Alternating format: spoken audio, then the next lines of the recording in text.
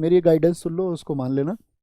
देखो, मेरे हिसाब से हिंदी में कॉन्फिडेंस आ चुका होगा आप सब लोगों को। हिंदी कैसी चल रही है सारे लोगों की? अदर स्टेट वाले बच्चे थोड़ा सा प्रयास करते हैं, लेकिन जो हिंदी भाषी वाले स्टेट्स हैं, लेकिन आप देखोगे अदर स्टेट वाले बच्चे भी बहुत अच्छा परफॉर्म करते हैं हिंदी में। तो मेरे हिसाब से हिंदी में कॉन्फिडेंस आ चुका होगा। रीजनिंग में कॉन्फिडेंस जैसी किसी चीज़ की शायद मेरे हिसाब से ज़रूरत नहीं होनी चाहिए, लेकिन सिलेक्शन को सिक्योर करते हैं, है ना। तो इधर तो हो गया आपका। मैथ्स में भी आपका अगर मैं बात करूँ बहुत बच्चों का, जीएस को देखो, ये तीनों पार्ट तो आपका एकदम फिक्स होना चाहिए। यहाँ तो मैं आपसे उम्मीद करूंगा कि 20 या 60 हो गया, तो यहाँ तो आपका स्कोर होना चाहिए कम से कम 55, मिनिमम 55 होना चाहिए यहाँ पर, ठीक है, मिनिमम 55। इससे ज़्यादा जितना भी ले जाओ।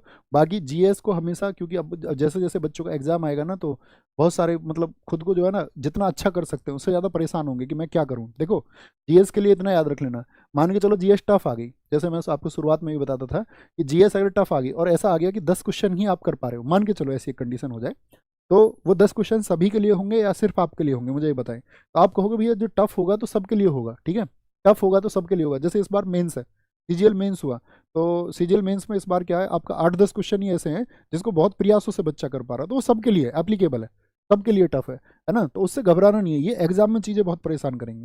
ये मैं इसलिए बोल रहा हूँ क्योंकि मेरा और आपका जो है लिंकअप, मतलब वो संवाद नहीं हो पाएगा शायद कल की क्लास के बाद में, तो मैं छोटी छोटी चीज़ें आपको इसलिए बता के जा रहा हूँ, ठीक है। कल हम एंड कर देंगे इसको, और बाकी कुछ गाइडेंस होगी तो कल मैं सोच के बताऊंगा आपको किन किन चीज़ों का याद रखना है। तो कहने का मतलब है ज़्यादा एनर्जी नहीं लगानी, बस अपनी चीज़ों को रिवाइज कर लेना है। अच्छा, बचने का तरीका क्या है कि वो सबके लिए होगा। अगर मान के चलो 15 क्वेश्चन भाई, 15 क्वेश्चन करने लायक है, तो मतलब अगर सब 15 कर पा रहे हैं ना, तो आपके 15 हो जाने चाहिए। अगर सब 10 कर पा रहे हैं, 10 ही करने लायक है, तो आपके भी 10 होने चाहिए, ठीक है। और इस बात की मैं गारंटी देता हूँ कि अगर सब कर पा रहे हैं तो आप भी कर पाएंगे, अगर आपने बहुत ध्यान लगाया था, बहुत मन से आपने पढ़ा था, ओके। तो इससे तो नहीं घबराओगे ना इस बात से, स्कोर से। अभी एक क्या होता है रियल टाइम में, जब हम मॉक लगाते हैं एग्जाम टाइम पे, तो मॉक के स्कोर से बहुत सारे बच्चे क्या हो जाते हैं, हताश हो जाते हैं, यार मेरा मॉक में नहीं बढ़ रहा। मैं फिर से रिपीट कर देता हूँ, मॉक रियल एग्जाम नहीं है, रियल एग्जाम नहीं है वो, सिर्फ ये दिखाने के लिए आपको कि आपका कौन कौन से टॉपिक कमजोर है। अभी एक बार और देख सकते हैं आप इसको। मॉक से कोई मतलब नहीं होता। बहुत सारे बच्चे ऐसे होते हैं कि फाइनल उनके मॉक की कट ऑफ कभी क्लियर नहीं होती, कि वो उनको लगता ही नहीं है कि एग्जाम हो जाएगा, लेकिन एग्जाम हो जाता है। एक नहीं, हजारों बच्चे हैं ऐसे।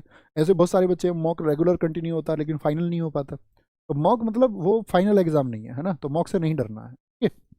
तो ये कुछ चीज़ें हैं जिनको अभी आप ध्यान में रखते हुए और आराम से स्मूथली तैयारी करो। स्मूथली का मतलब अपने नोट्स पढ़ लीजिए, जो आपके पास नोट्स है, या प्रैक्टिस सेशन आपने जो किया, या बुक से आप पढ़े थे, जिस तरह से भी, तो अपनी चीज़ों को भी रिवाइज कर लेंगे एक बार अच्छे से, है ना।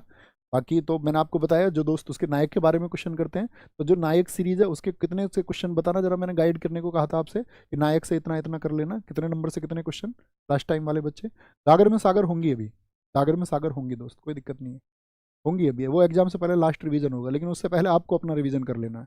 क्योंकि देखो, टीचर कोई आएंगे आपके पास में और मान के चलो 4 से 6 घंटे में कुछ पढ़ा रहे हैं, तो ऐसा तो है नहीं कि कोई दोस्त जो है आपका, वो क्या है कि अब उस सब्जेक्ट को आप रिवाइज करेंगे तो बहुत टाइम लगेगा। टीचर के द्वारा वो चीज़ें बस आसान हो जाती है, तो वो रिवीजन का मेथड है। तो इससे पहले जो खुद को प्रिपेयर कर ले, वो गागर में सागर जरूर लगाए। जो चीज़ों को पढ़ चुका है, बेसिक्स जिसके क्लियर हैं, जो चीज़ों के लिए एग्जाम क्वालिफाई करने के लिए जो चीज़ें जरूरी है, जिनको पढ़ चुका है, तो वो गागर में सागर जरूर करें, है ना। तो अपना ख्याल रखें बहुत सारा। और मैं आपको होमवर्क दे देता हूँ, ये इसका